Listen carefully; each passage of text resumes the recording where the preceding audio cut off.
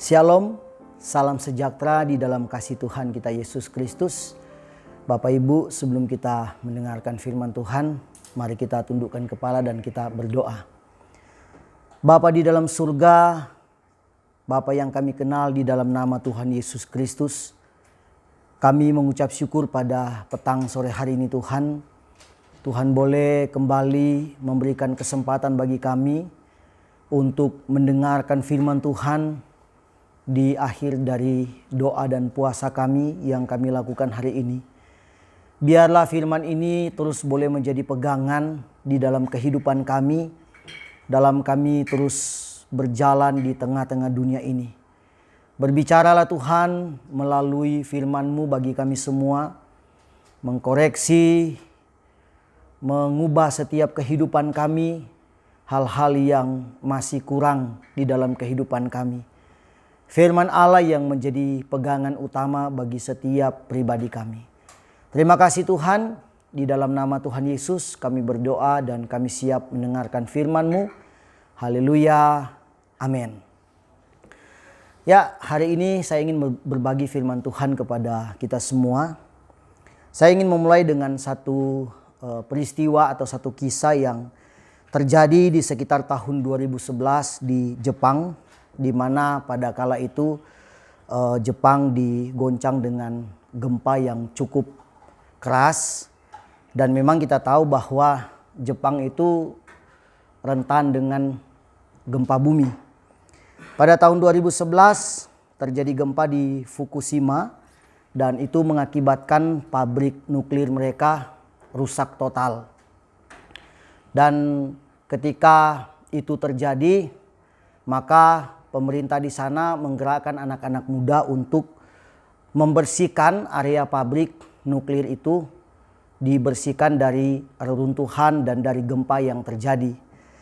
Kemudian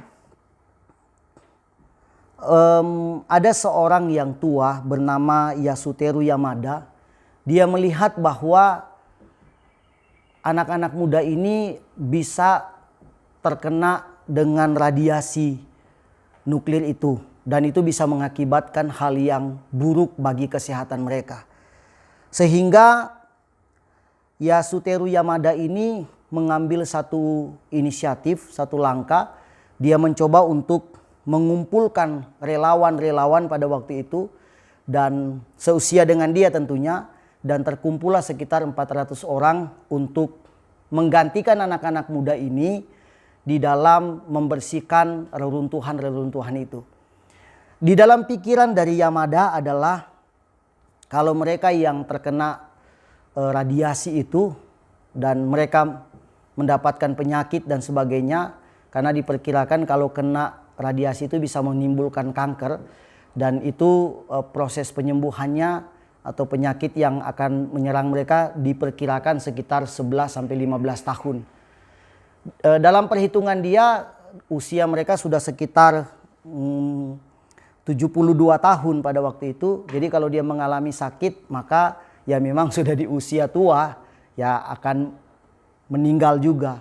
Tetapi anak-anak muda ini mereka masih punya harapan yang panjang dalam hidup mereka. Mereka masih punya masa depan, mereka masih bisa membangun bangsa itu dengan baik, tentunya dengan pikiran-pikiran, kemampuan, potensial-potensial dalam hidup mereka.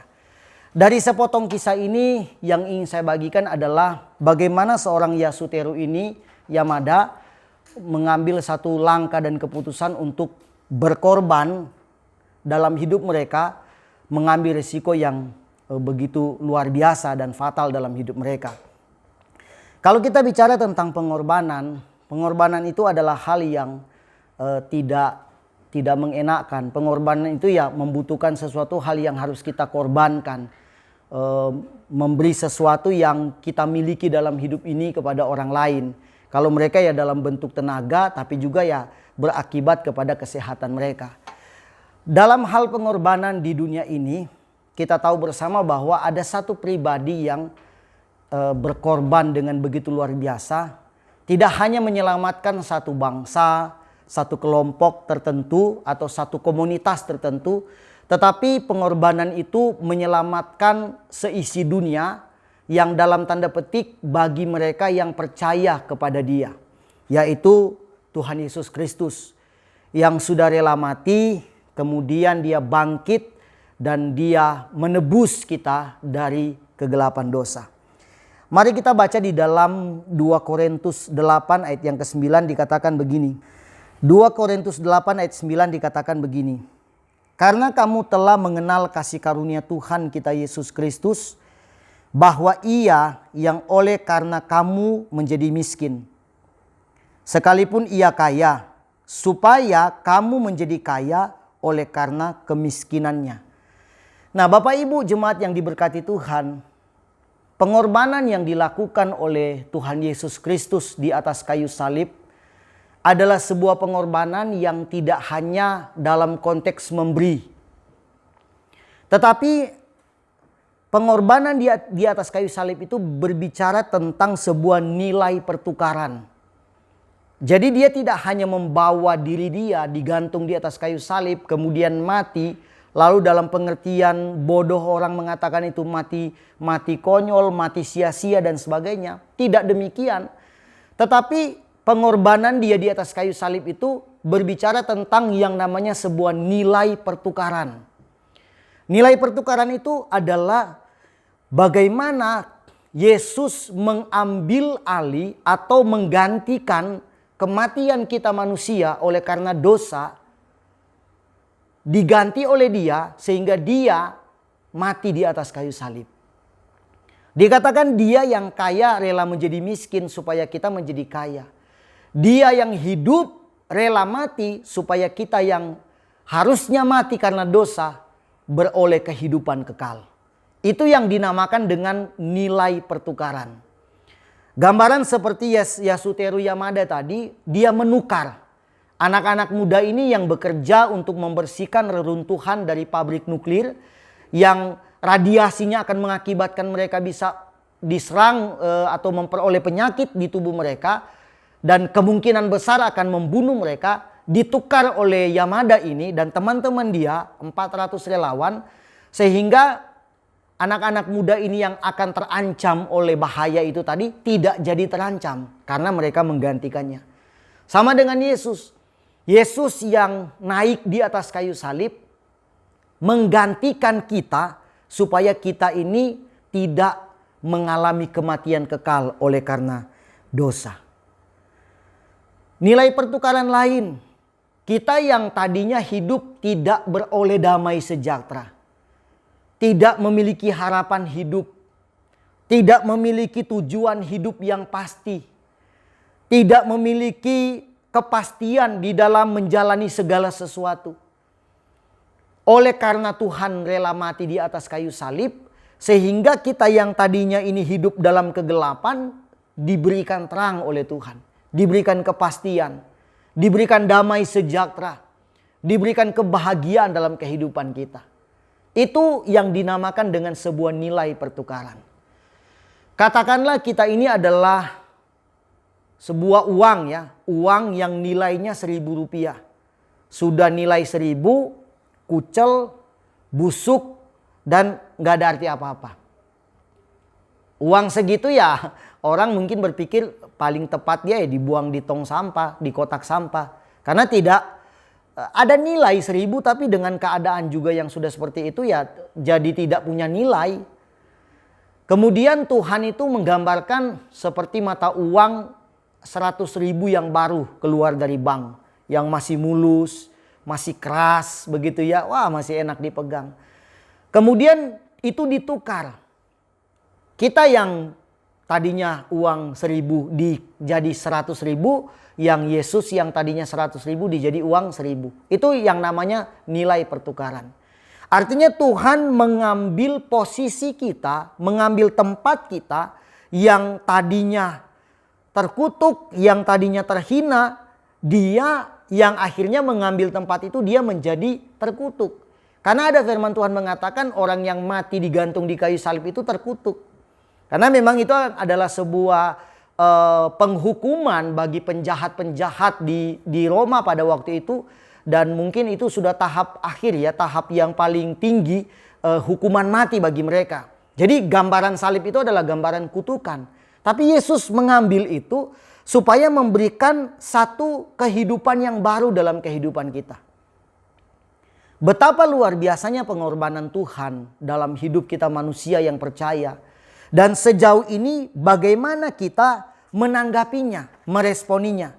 Apakah kita menerima itu dengan ucapan syukur, terima kasih Tuhan Engkau sudah menolong kami, mati bagi kami dan sebagainya. Atau kita biasa-biasa saja.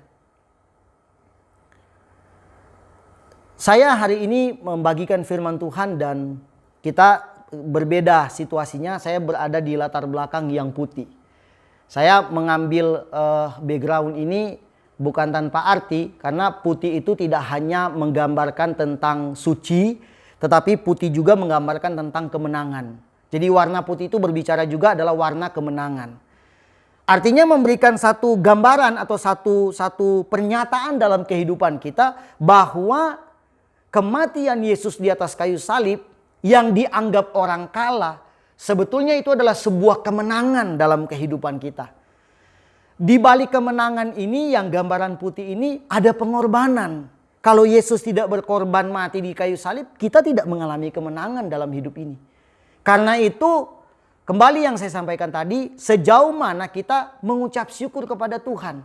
Apakah kita punya rasa syukur kepada Tuhan atas kemenangan yang Tuhan berikan buat kita, kita menjadi pribadi yang merdeka, atau kita biasa-biasa saja? Coba kita lihat di dalam Kolose. Kolose pasalnya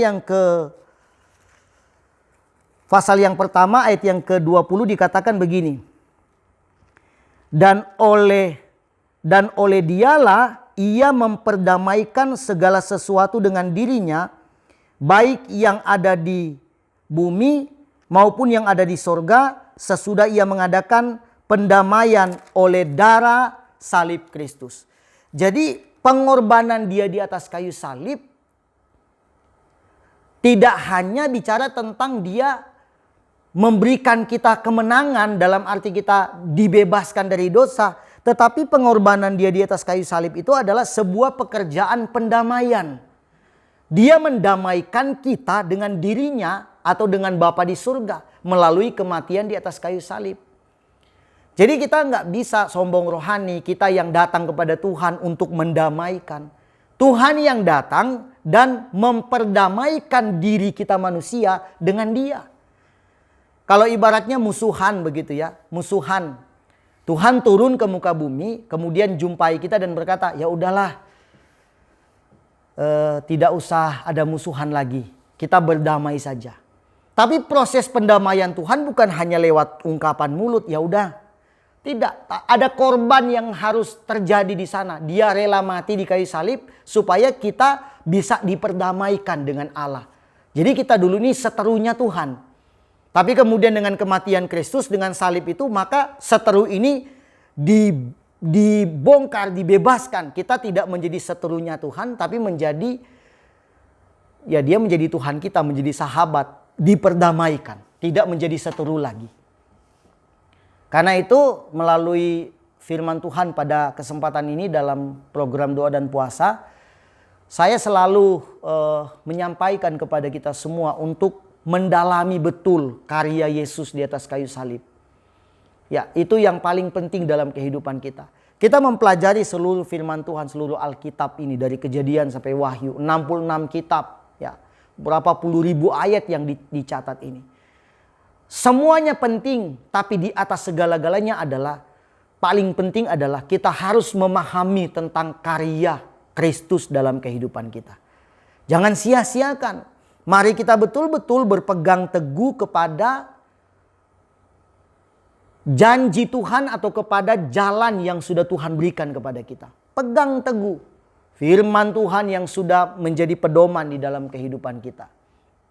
Dan saya selalu berdoa buat kita jemaat Tuhan di Gereja Keluarga Tabernakel, untuk dalam kondisi pandemi seperti ini, kita sudah haus, dahaga sekali untuk beribadah secara onsite.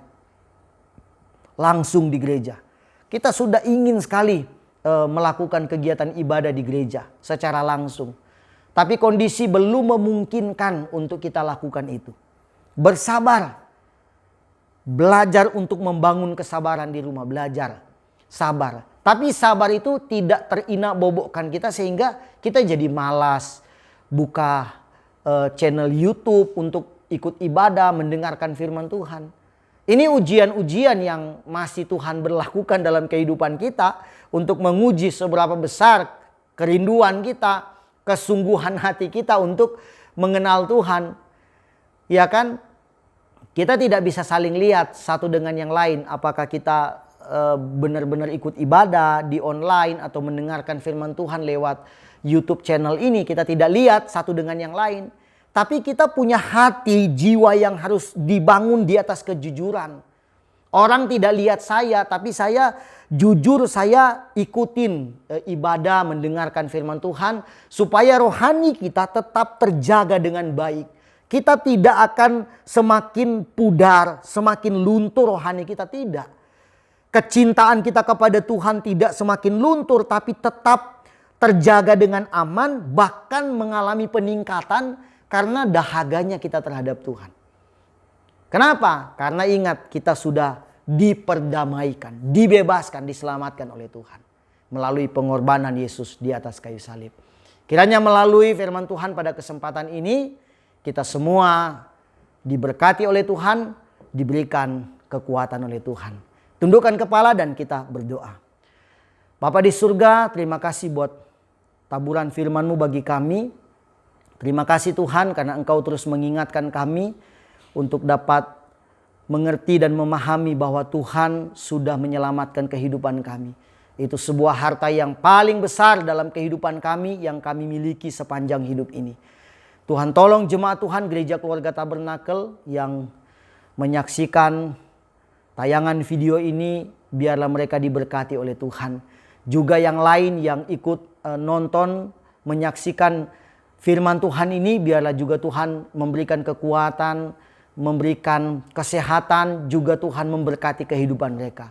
Terima kasih Bapa di dalam surga, ini yang menjadi doa kami di dalam nama Tuhan Yesus.